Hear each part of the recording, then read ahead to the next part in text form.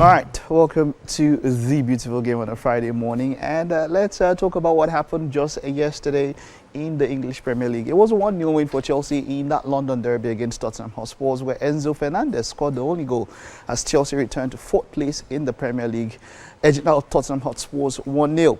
The Blues skipper headed home the winner from Cole Palmer's 50th minute cross, moving Chelsea back into the Champions League qualifying positions. Now, the Blues seemed like they had doubled their lead in the 56 minutes when Moises Caicedo scored with a volley, but his effort was ruled out after the VAR review. Now, this result means that it's Tottenham's 16th league defeat of the season. There's more pressure on manager Ange Postecoglou, but then Chelsea are now back into the top 4, as it were.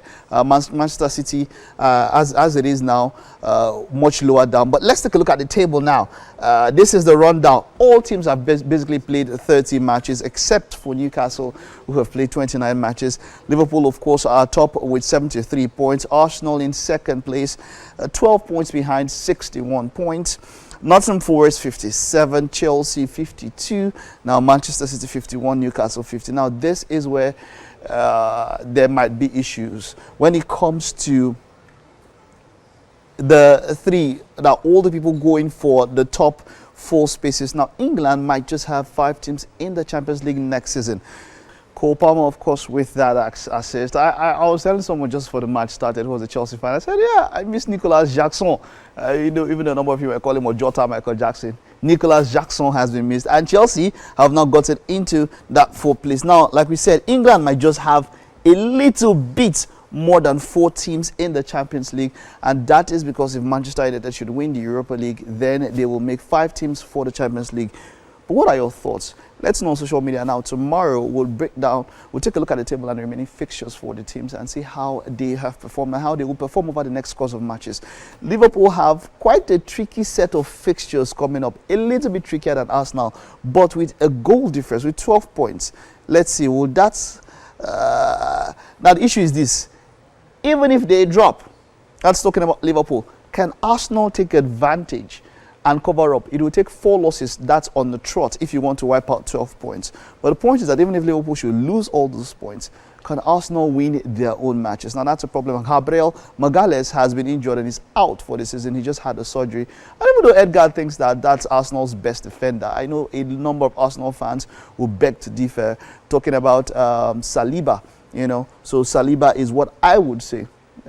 Guys, an Arsenal fan would say is this thing, but hey, I think it's Saliba. Many Arsenal fans would agree with me. But now the surprise. Now this one is going to be quite interesting. That's talking about these guys are the surprise of the season. That's talking about Nottingham Forest with 57 points, and it's looking like Champions League is sure for them. Now this is quite interesting. After playing up against Brighton in that particular FA Cup, 120 minutes and even down to penalties, they went up against Manchester United and still defeated Manchester United 1-0. Manchester United had enough time to rest, but they weren't able to go past Nottingham Forest. And so that there's that thing that Nuno Espirito de Santo brings into Nottingham Forest.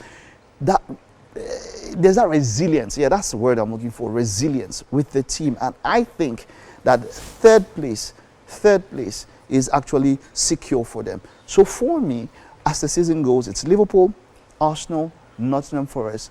It's secure, it's confirmed. Now, this is where there's an issue. Chelsea and Manchester City 1 point behind. And then, of course, there's Newcastle, who, if they win that game in hand, 53. Exactly. That was me talking to my director now, Olamide. So what happens is this. This is where the battle in the EPL is going to be. Let me just reduce this for, this is where the battle is going to be. That 4-6, that is where it's going to be quite very, very interesting. Oh yeah, I want to use white. If I use white, it will be white. But yeah, okay, that's it. It'll be 4-6 now. That is where the battle is going to be in EPL. That is where it's going to be very, very interesting, and that's what we're going to look out for. It's going to be quite interesting. Also, just next week here, or coming back, the UEFA Champions League is going to be back. Now that is where it's going to be interesting. Barca might just be going for a quadruple. It was Liverpool that had that talk of a quadruple, but they were unable to do it. But it seems now that Barca are going to do it. And the Copa del Rey final, they'll be up against Los Blancos, Real Madrid. Now that is going to be quite the derby. There can also be a Madrid derby in the Champions League. It will have to happen in the final. Now that would be something. Wouldn't you love that? Well, I think I would. But then, you don't play with PSG, they're still going to be there. So, hey, come on. 11 a.m. tomorrow, Saturday, the beautiful game. I'll take our time with some of the best analysts that you can see around the sporting world, and we'll break down all that would happen in the English Premier League and, of course, the UEFA Champions League.